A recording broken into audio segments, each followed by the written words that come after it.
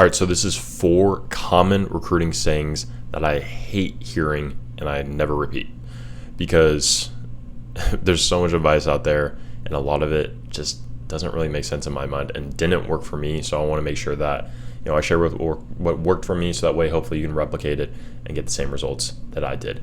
So if you don't know who I am, I'm Trent Loyer. I'm a former college quarterback. I went from backup high school quarterback to college football quarterback and earned a scholarship of $70,200 for just 2 years of school coming out of junior college.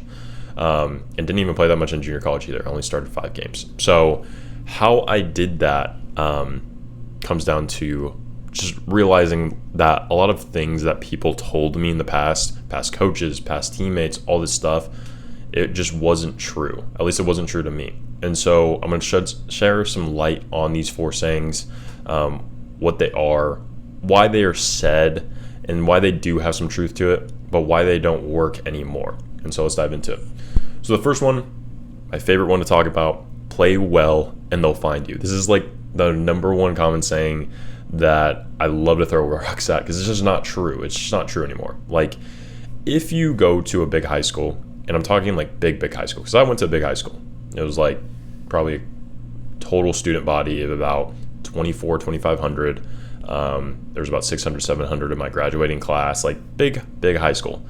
But a lot of kids that played well at those schools still didn't get found. There's a good amount, usually the top kids at each school usually went to a decent school. But there's plenty of other talented kids there that didn't get found. And because this whole play well and they'll find you thing just isn't true. Like if you're at a big national powerhouse, modern day, IMG, yes, you're going to get found. Like that's the only situation where I'm like, okay, cool. You don't have to worry about recruiting. Just play well. There'll be always coaches trying to find you because they're always at those schools and they go to that well constantly.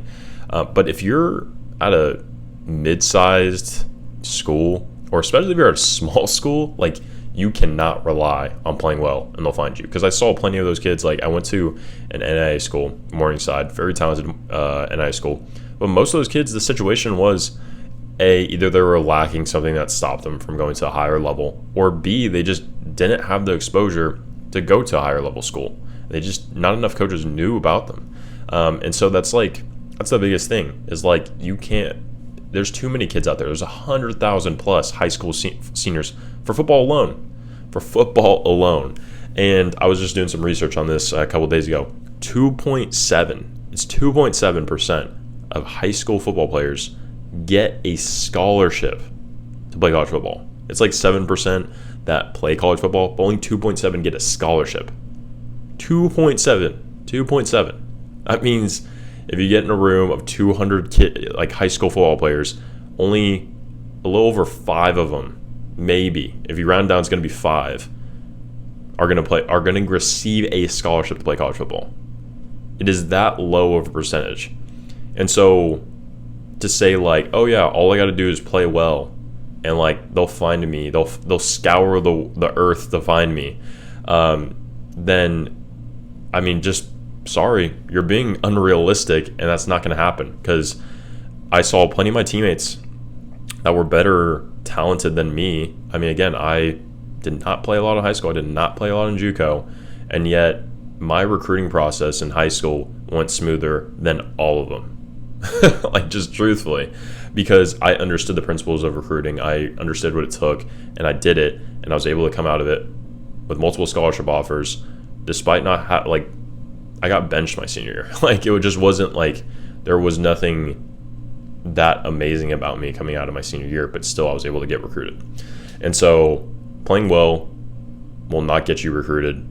You might get lucky, but it's just relying on luck. And I hate relying on luck because that means that there's a chance that I might not get it or get what I want to. And if this is your dream or this is something that you really want for your son, then I wouldn't rely on luck, and I would go out there, put myself out there, do the things that people aren't doing, so that way I can guarantee this outcome of getting a scholarship that not only is a dream and something that I want to achieve, but also just financially. I mean, I saved myself $70,000. That is so huge, and just the financial return on that was massive. So, number one, play well and they'll find you. If anybody says this, just run away. Closer, don't listen to them. Number 2, all you need is a Twitter profile. This is the more like up-to-date advice. I definitely don't disagree with them, because they're not wrong. You do need a Twitter profile, and like you can get away with just having a Twitter profile.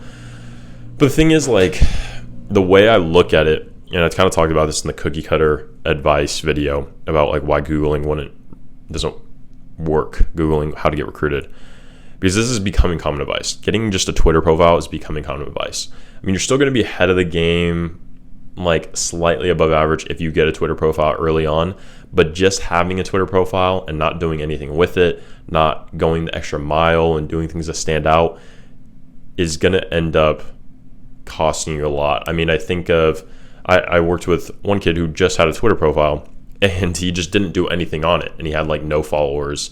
And just by doing stuff, we started posting, we started DMing coaches, we started emailing. He got it up to like 120 followers, got a T2 scholarship in like 6 weeks, and committed to that school. And so you have to do things that are different from everybody else, because if you're just doing the average, then you're going to be the average. And the average when it comes to college football recruiting is you don't get a scholarship and you don't play college football. Like, that's average. Like, so if you want to get recruited, you have to be above average, and you have to do things that other people aren't willing to do, and that's go the extra mile.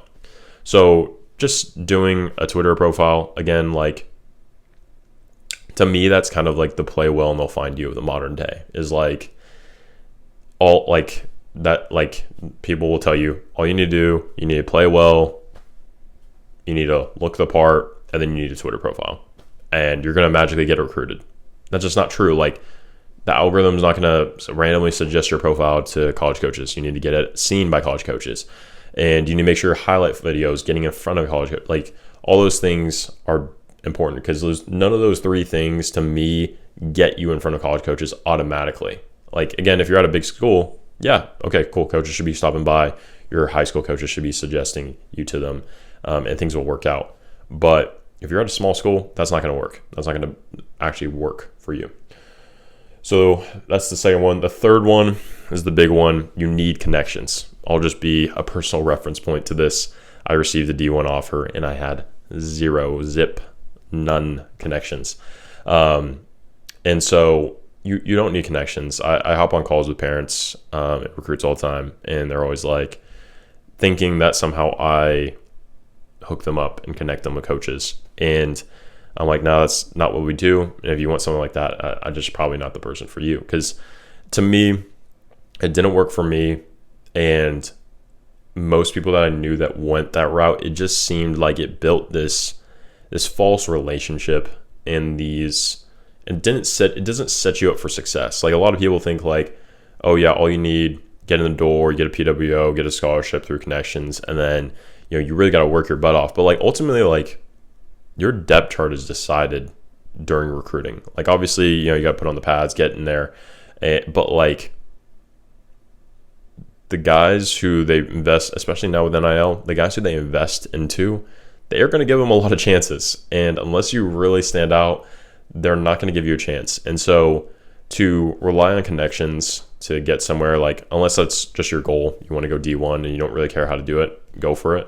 But for me, I wanted somewhere that I really enjoyed being, not just for the school aspect or for the status aspect, but on a day-to-day basis. I just want to be around the coaches, want to be around my teammates. And for me, that was going through the recruiting process without connections, because yes, I didn't have those connections even present to me in the first place, but also like, I just was able to build a real relationship with coaches. I was able to move through the process without someone else there behind the scenes. I was able to be forward with these coaches, and it went a lot smoother than you'd expect. And it also just built these really awesome relationships where, I mean, shoot, I get texts from coaches sometimes where they're still like, dude, just saw your tweet, like, just reminded me of this moment that we had. I always enjoy talking to you. I always enjoy doing this. And I mean, like, you just don't get that if you go this connection route. And so I can't say I necessarily despise the connections. I tell my people that I work with, like, hey, if you have them, use them to your advantage. but also don't rely solely on them, because then you could get stuck in a really tough spot. And also, again, if you're not really building that real relationship with these connections, then when you get on campus, it might not turn out to be the best spot for you. So the last one, the fourth one, is just when people say like something doesn't work. When people say like, oh, emails doesn't work is the big one. Like, emails don't work. College coaches don't read their email. That is a lie. My scholarship that I took, the 70,201, came from email. So to say that scholarships don't work or emails don't work, scholarships don't come from emails, is a lie. We've gotten emails because I sent emails for our recruits, at least some of them, and it looks like it's coming from them. It doesn't look like it's coming from me. It's personal to them, and we get responses all the time. We get responses from Notre Dame, plenty of other Power 4 schools, Group of 5 schools, all the way down to NI and JUCO. And it works. It's gotten these kids scholarships. They pay attention to it. And even the ones that don't respond to email still go on Twitter and follow these kids. And so to say that email doesn't work is just wrong. My number one question I would ask these people that say, oh, X doesn't work, Y doesn't work, is like, what's your numbers behind that? Have you been tracking stuff? Like what? Because I track things. We track things. And some of our emails that get sent out to D1 coaches get a 85% response rate, sometimes 90% open rate. Response rate would be insane. I hope we can get there one day. I don't think we will because we send thousands, but 90% open rate and like 60 to 70% click rate. Like, these coaches are opening emails, clicking on them, reading through them, responding to them, and I have the numbers to back it up. And anyone that's saying that it doesn't work probably sent 10, 20 emails, didn't get a response back, and just was frustrated, threw their hands up and said, this doesn't work, and then went to go do something else. So whenever someone says something doesn't work, just be sure to question them and dive deeper into that, because you may just learn it was from one experience, one story, and not really from this wide gap that someone like myself, who does a lot of work with a bunch of families, really knows about. So those are the 4 most common recruiting sayings that I hate hearing, because they're just, most of the time they're wrongly incentivized, because most of the time when you hear play well and they'll find you, it's coming from your high school coach.